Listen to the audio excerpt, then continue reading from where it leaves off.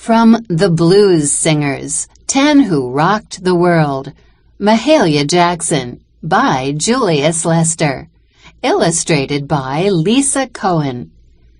Question of the week. How does an artist use music to inspire others?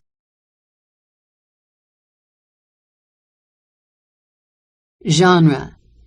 Expository texts explain what certain things are and how they came to be. As you read, notice how the author explains a musical form known as the blues and how it came to be.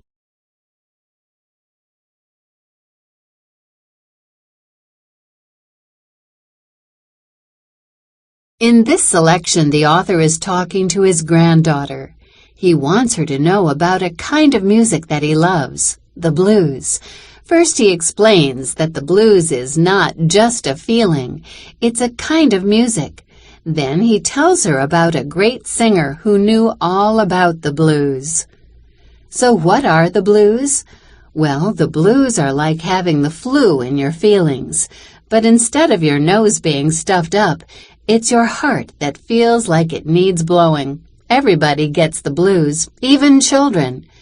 But the blues is not only a feeling, it's also a kind of music that cures the blues. The words of a blues song might be sad, but the music and the beat wrap around your heart like one of your grandmother's hugs. The roots of the blues go back to slavery. If anything would give you the blues, it was slavery. Imagine somebody owning you like I own my car. Just like I can sell my car to anybody who has the money, somebody could sell you and me the same way.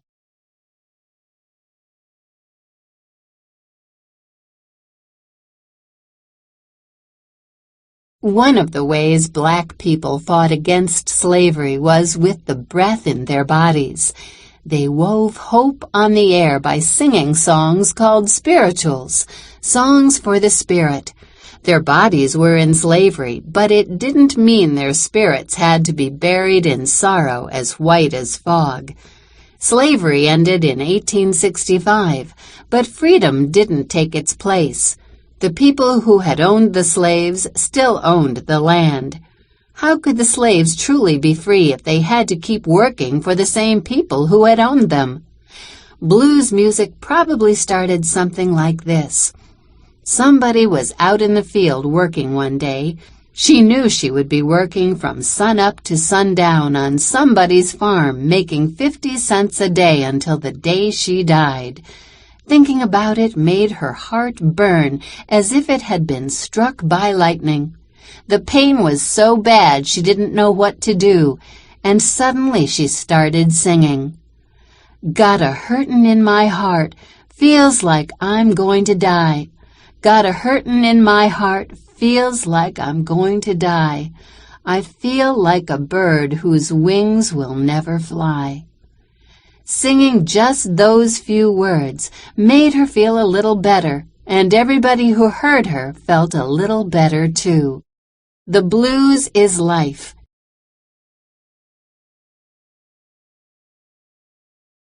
Aretha Franklin, Ray Charles. They took the gospel feeling and put it into the blues.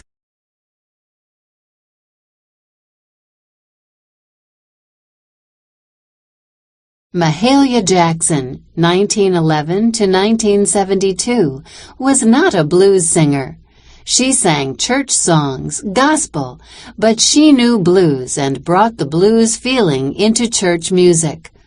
Other people like Ray Charles and Aretha Franklin grew up singing gospel too, but they took the gospel feeling and put it into the blues.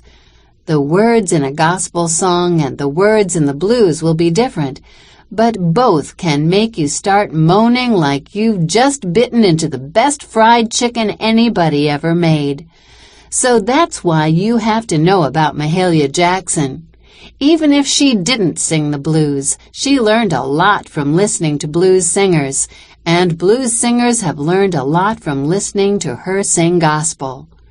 Mahalia grew up in New Orleans, Louisiana, the city where jazz was born and where there is still more good music and good food per block than any place in the world.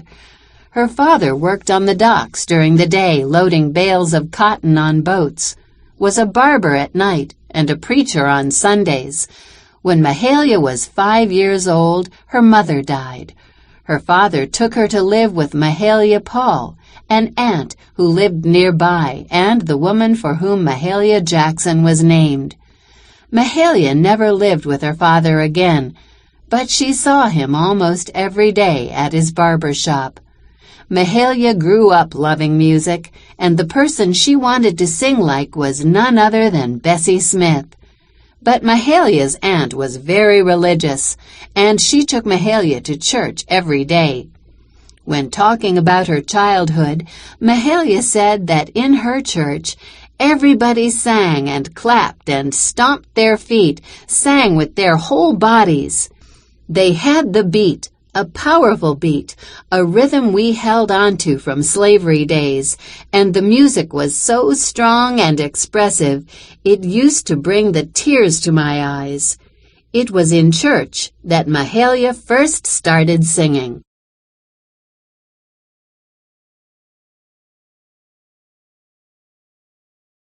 She dropped out of school after the 8th grade and went to work doing people's laundry. Mahalia began hearing stories from relatives and friends about how good life was in Chicago, Illinois. So when she was 16, another aunt, Hannah, took her to Chicago to live. Once there, Mahalia joined a gospel group and a church choir while working during the day as a maid in hotels. It was in Chicago that Mahalia got the chance to see her idol, Bessie Smith, who came to town to put on a show.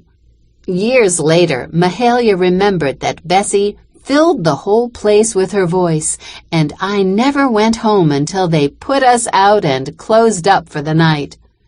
Mahalia's singing brought her to the attention of Thomas A. Dorsey, who directed a number of gospel choirs in Chicago. Dorsey was the father of gospel music, but earlier in his life he had been the pianist for Ma Rainey, the blues singer Bessie Smith had traveled with. He began taking her to out-of-town churches for concerts, and her reputation began to grow almost as fast as you are. In 1946, Mahalia's first record was released. She would go on to become the most famous gospel singer in the world, and in 1976 she received, posthumously, a Grammy Lifetime.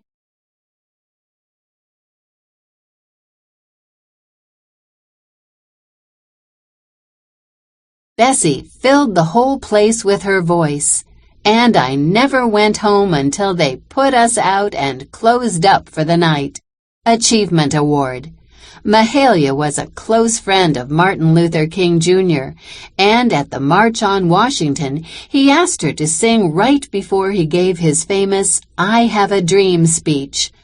Mahalia Jackson had a big voice, and she could go from a high note to a low one as easily as you put one foot in front of the other.